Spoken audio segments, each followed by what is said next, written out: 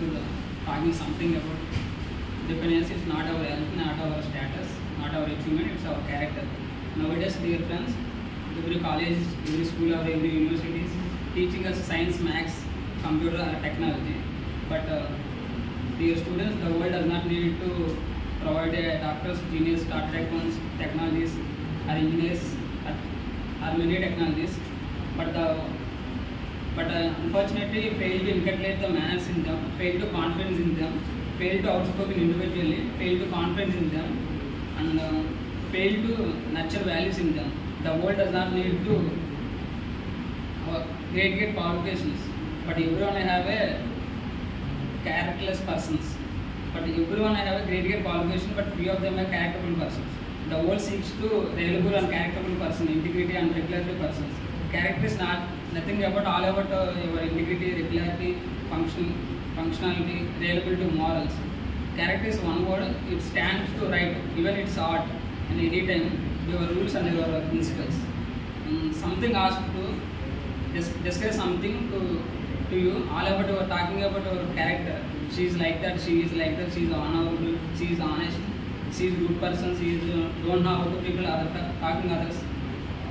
So, my dear friends, focus on character, not our reputation. Without character, you cannot define anything that person. So, in this situation, I recollect the one scene.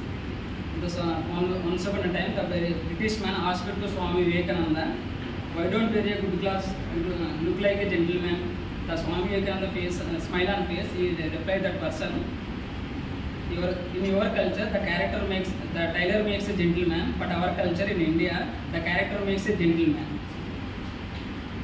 So, my dear friends, nowadays colleges, schools, even universities also, students don't know about the value of character.